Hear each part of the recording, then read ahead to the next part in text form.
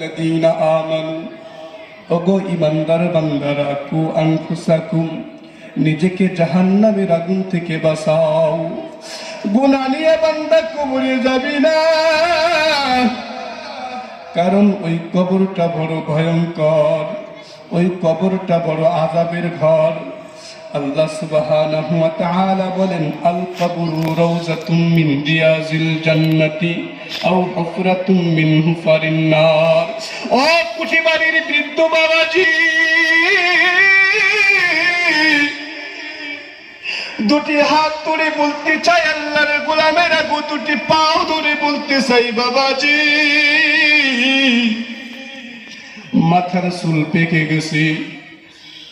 আজরাইল কিন্তু আপনার আমার পিছনে সর্বদাই ধাওয়া করে, সর্বদাই ঘুরে আর বলে, তওবা কর, তওবা কর, তওবা কর, আমার মাওলার কাছে তওবা কর, ঈমানদার না হইয়া কবরে যায় না।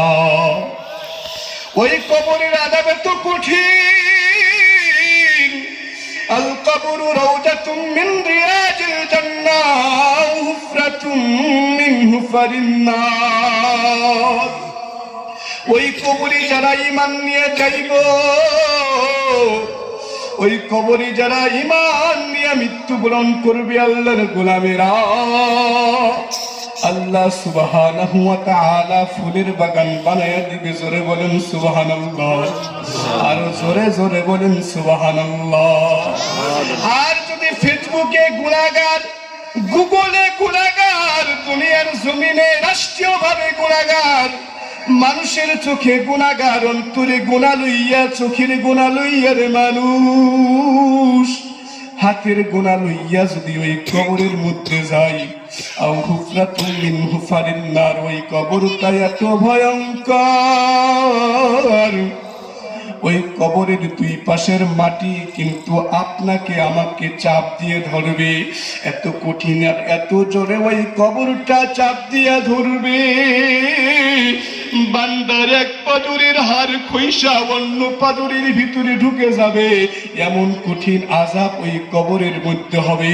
এই জন্য আল্লাহ সুবহানাহু ওয়া তাআলা বলেন, ঈমান নিয়া কবরে যাও আল্লাহর গোলামেরা, ঈমান না নিয়া কবরে যায় না। এই জন্য রব্বুল আলামিন বলেন, আমিনু কামা আমানান নাস। ওগো মানুষ, তোমরা তো জানো না, তোমাদের তো জানা নাই। ঘর থেকে সকালবেলা ঈমানটাকে লইয়া, প্রসিদ্ধ আত্মাকে লইয়া নিজের ঘর থেকে বাহির হয়ে গেলাম, কখন কোন সুরতে কোথায় শয়তানের ধোকায় পড়ে আপনার আমার ঈমানটা বিলীন হয়ে গেছে। কখন